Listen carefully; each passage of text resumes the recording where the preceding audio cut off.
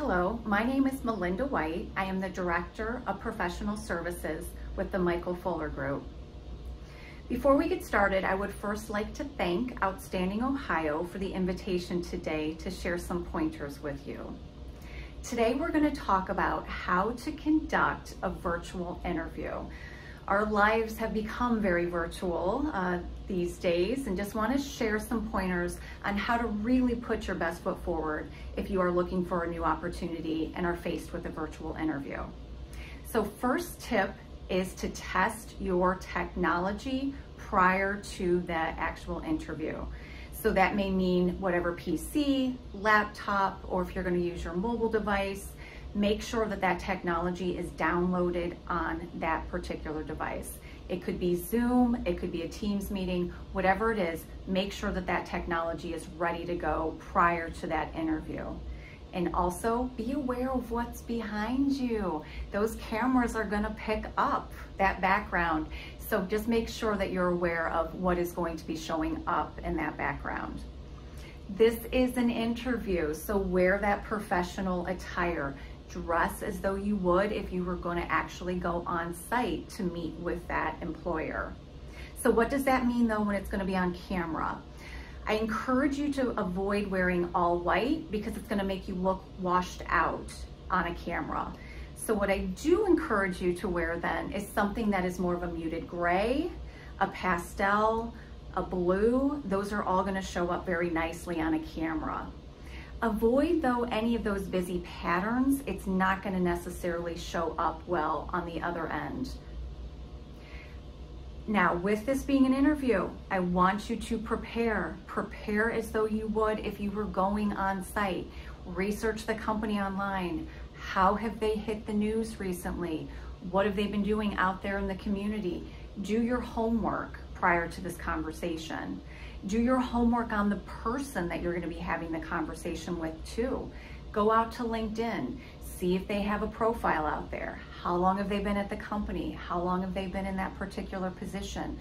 What other organizations maybe have they been at? Doing that homework will just help you then to have a better understanding of who that person is that you're about to talk with. Regarding that preparation, have your stories ready. Preparing your stories of being able to tell the interviewer about yourself, telling that interviewer of why you're looking for a new position, sharing those stories. What have been your successes? What have been your wins professionally throughout your career? And making sure that you've had a chance to practice those out loud prior to that actual interview. Find that quiet spot. If you have a home office, great. Definitely use that space. It may be already set up. It'll be an easy transition then to go into a virtual interview. If you don't have a virtual office, where's that place in the house that is quiet for you? Is it the basement? Is it maybe even a closet? I've been a part of meetings where people are, tucked away in their closet. It looks great and it's quiet. So again, we're getting very creative these days in terms of being working from home. Now, if there are other members in the household, make sure that they know that you're going to be going into this interview so they can be mindful as well in terms of the noises that they're making. If you have pets, this is the time to safely secure them away somewhere to ensure that there will be the least amount of interruptions during that virtual interview.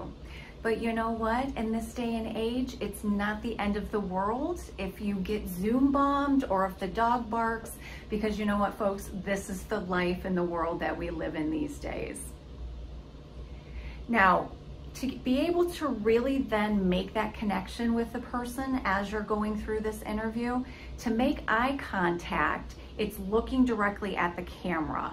So ensuring that you're making that connection. It's absolutely okay to look away at times. You don't have to be completely zoned into that camera the entire time, but I do encourage you, if you want to then appear that you're making eye contact, to look directly at the camera lens on your device.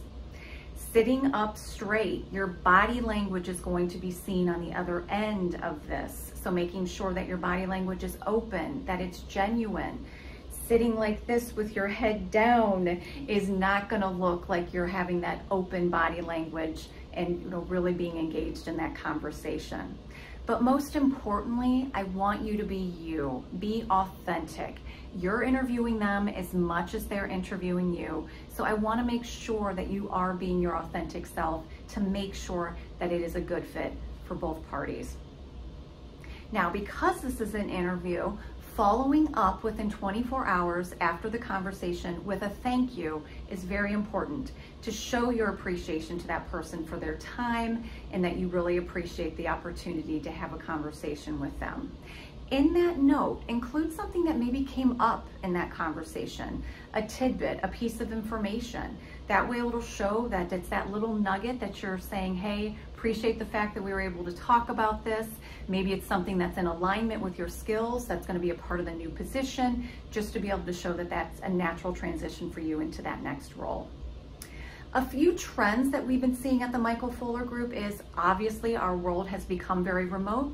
So there are employers out there that are not necessarily making people relocate for positions as they have been in the past. So what does that mean for you if you're looking for a new position out there? It means that your next employer may not be in your city, let alone even in your state. So expand that geographic search if your roles that you're looking for do not require you to be on site. Now with that, there are some folks that still their opportunities, their next roles are going to require them. If it's a manufacturing position and you're running a press or some sort of machine, then you do have to physically be on site. But if your job does not require you to be on site, expand that search, because we are seeing employers are much, much more open these days to having people work remotely in different states and not requiring any sort of relocation. Want to share a little bit about the Michael Fuller Group with you. We are a professional services and HR consulting company located in the Cleveland, Ohio area. And again, because our world is remote, we can support people all throughout the United States. A few of the services that we have are individual professional services for people who are looking for that next opportunity. So we can be that trusted advisor to partner with as you look for that next opportunity out there with that next great company. We also offer contingent searches, retained searches, and executive search for employers who are looking to secure top talent. We also offer career coaching as well as career transition or outplacement for those who have been recently released from an organization or looking for that next great opportunity out there. For companies that don't have HR services on site, we do also offer HR consulting to be able to have that trusted expert to guide you during these much uncertain times at this point. If you would like to learn more about the Michael Fuller Group, please visit us online. The website is michaelfullergroup.com, or reach out to me directly. Would love to hear from you and try to help out in any way that I can. My email address is mwhite@michaelfullergroup.com. And again, we look forward to hearing from you and hope that 2021 brings you great success, health, and well-being. Thanks for listening. Take care.